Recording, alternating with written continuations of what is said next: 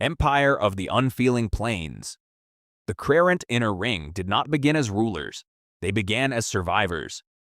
And then something far stranger. Thousands of years ago, on a wide ocean of grass beneath a sky that shimmered like polished steel, the Krerant were a scattered people. They lived simply across endless plains, their settlements dull and practical, their tools crude, their ambitions small. Nothing about them stood out. Their architecture was flat, their clothing plain, their culture almost forgettable. If history had a habit of skipping pages, the early Krerant would have been one. Then the sky cracked. It wasn't a storm. It wasn't a comet. It was something deliberate, a descending lattice of light carved into geometric perfection, hovering above the plains like a silent judge. From it fell relics, objects that hummed with impossible energy, responding not to touch, but to intent. The Krerant called them gifts of the many, believing them to be offerings from a pantheon they had barely begun to imagine. They were wrong, but not entirely. The relics did not teach kindness. They rewarded dominance. Those who seized them gained power beyond comprehension. Weapons that could fold distance. Devices that could unravel living matter into dust. Engines that bent gravity like soft metal.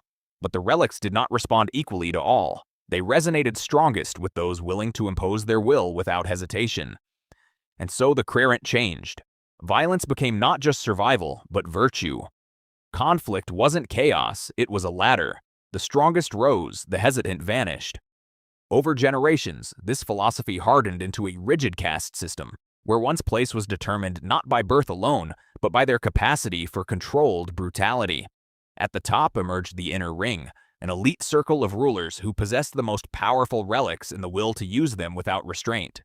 They formed a sultanate, though the title of sultan was less a singular ruler and more a shifting apex.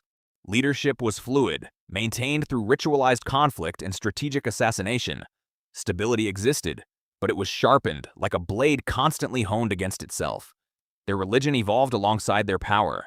The Krerant came to worship a vast, unknowable pantheon they called the Many Forms, beings they believed existed beyond reality, observing and rewarding strength. Each act of conquest, each display of dominance, was seen as a prayer answered in reverse, proof that they were worthy of divine attention. Ironically, their technological advancement reached what outsiders would call godlike levels. They mastered energy manipulation, spatial distortion, and biological rewriting. Yet their design aesthetic never evolved. Their cities remained stark, uninspired, almost aggressively plain. Function eclipsed beauty entirely. To the Krerant, elegance was weakness. Efficiency was truth. For over 4,000 years, the Krerant Inner Ring has endured. What makes them powerful is not just their technology, but their unity of belief. Every citizen understands the rules. Power is taken, mercy is calculated. Fear is a tool, not a flaw. This is why their xenodiplomacy is rooted in fear, not cowardice, but strategy. They do not trust what they cannot dominate. Alien civilizations are either potential threats or future subjects. When they encounter the unknown, they do not reach out. They tighten their grip on what they control. Because the Krerant learned long ago, the universe does not reward the peaceful. It rewards those willing to become the storm that others pray to survive. First blade of a merciless crown. Vael Teryx was not born into greatness. In the Krerant Inner Ring, birth is merely a starting line scratched into dust, easily erased by stronger feet. He was born into the third caste, a tier expected to serve, fight, and die without ever touching true power. His early life unfolded on the open plains, where wind carved the grass into waves and children were taught to strike before they could speak fluently. His mother trained him in silence. His father trained him in endurance. Neither taught him compassion, because in Krerant culture, compassion was an unsharpened blade, dangerous to the one who carried it. What set Vael apart was not strength, at least not at first. It was restraint. While other children lunged wildly in ritual combat, Vael watched. He studied movement, hesitation, breathing patterns. He learned where fear lived in the body, how it twitched in the fingers or flickered in the eyes. By the age of 10 cycles, he had already begun defeating opponents larger and stronger than himself, not through force, but precision. At 13 cycles, he committed his first sanctioned kill. It was not glorious. It was not dramatic. It was efficient. His opponent, a rising prodigy from the second caste, underestimated him for half a second. Vael used that half second like a scalpel. One strike, clean, final. That moment earned him attention. And enemies. To rise in Krerant society is to paint a target on your back. Vael entered the Trials of Ascension, a brutal sequence of conflicts designed to elevate or eliminate. Competitors were granted access to lesser relics, weapons that responded to intent. Many were consumed by them, overwhelmed by their power. Vael did something unexpected. He refused to bond fully with any relic. Instead, he learned to interrupt them, to destabilize their resonance. Where others relied on overwhelming force, Vael became a void in the system, a warrior who could turn godlike technology unreliable in his presence. This made him uniquely dangerous, not the strongest, but the most disruptive. During the final trial, he faced 3 Inner Ring champions simultaneously, each wielding relics capable of leveling entire settlements. The battle lasted less than a minute. Witnesses later described it not as a fight, but as a collapse. Weapons failed, movements stuttered. The champions, for all their power, became uncertain. Vael did not. He dismantled them one by one, not with spectacle, but with inevitability. That victory earned him the title First Blade of the Inner Ring, the highest rank a warrior could achieve without becoming part of the ruling sultanate itself. He became their executioner, their safeguard, and their silent threat. What makes Vael Teryx the highest-ranked warrior is not raw power, but control over power itself. In a civilization built on domination through force, he is the anomaly who can deny force. Relics falter near him, strategies unravel. Even the Inner Ring treats him with calculated distance. There are whispers among the lower castes that Vael Teryx is not entirely Krerant anymore, that somewhere in his refusal to bond with the relics, he became something else, something the many forms did not intend.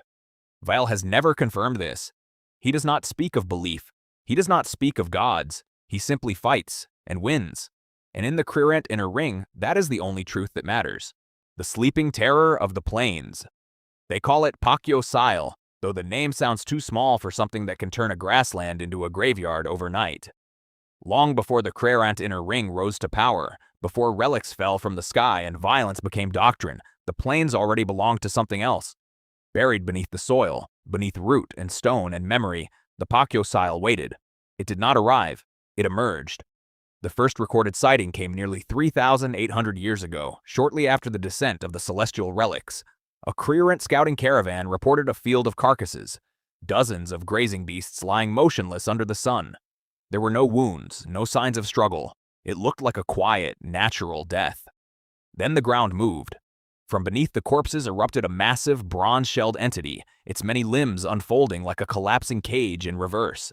Its body shimmered with a dull, metallic hue, its carapace layered and ridged like ancient armor.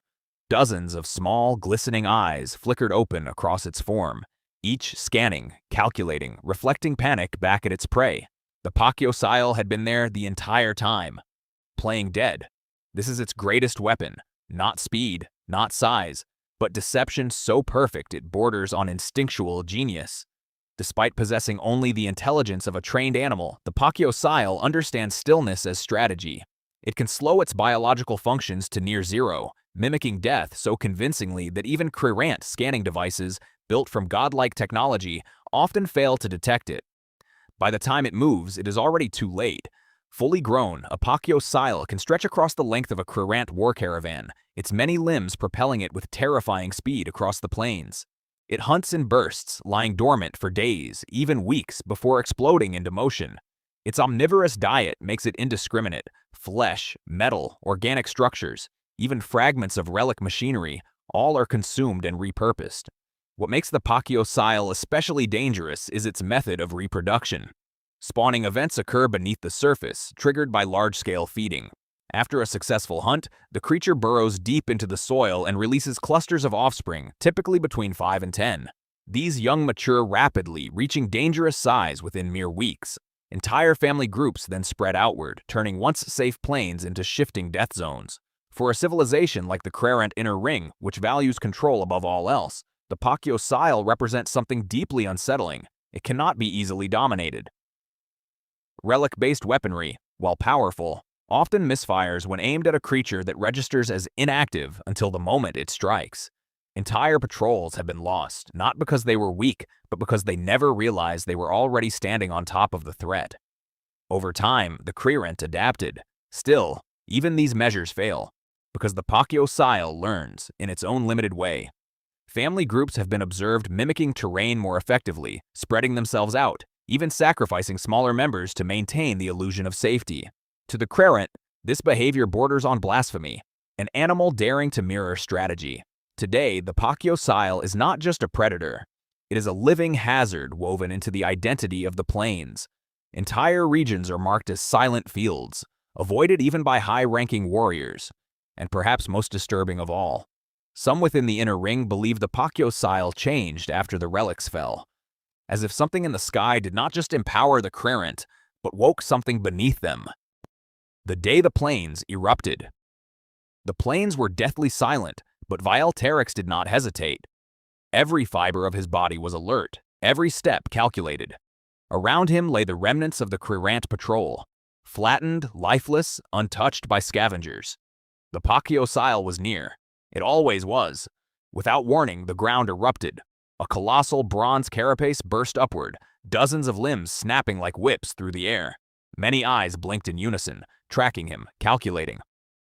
Vael pivoted, letting the first strike pass harmlessly, landing atop the creature's sprawling limbs. Dirt and shattered grass sprayed like molten metal. From below, another erupted. The earth trembled as a second Pakyo Cyle lunged. Vael's reflexes were faster than thought. He twisted, ducked, and struck the fragile seams of the first creature's shell. Metal groaned. Limbs faltered. The second creature collided with it, momentum destroying coordination. Vael rolled, launching himself over a thrashing arm using the chaos as terrain, every movement lethal precision. A third waited, hidden, completely still, silent, waiting for a single misstep. Vael's eyes narrowed. The remaining active creatures struck in staggered succession. One high, one low, each aimed to herd him into disaster. He did the impossible. He stopped, became still, became part of the battlefield. Time slowed around him. The creatures misjudged. Hesitation. That was all Vael needed. In a flash, he moved. Limbs shattered, armor cracked, momentum turned against them. One creature crumpled. The second lashed blindly, crashing into the fractured mass of its kin. Then he turned to the hidden one, lying in deceptive death. Vael approached slowly, deliberately, a predator understanding its prey better than the prey understood itself. His hand drove into the ground and struck bronze. The illusion broke. The creature erupted too late. Vael was inside its reach before it could react. One strike aimed at the structural seam beneath its shell, and the beast convulsed, limbs folding like shattered scaffolding. Dust and bronze flew. Dirt rained from above. The creature's many eyes blinked out one by one, leaving only silence in their wake. Vael Teryx stood alone. The plains, once alive with death and deception, were quiet again. He did not exhale. He did not celebrate. He simply surveyed the field, knowing more lurked beneath, waiting, evolving. But Vael welcomed it. For every shadow that hid, every deception that breathed beneath the grass, he would be faster, smarter, deadlier. The hunt was far from over, and Vael Teryx would never fail.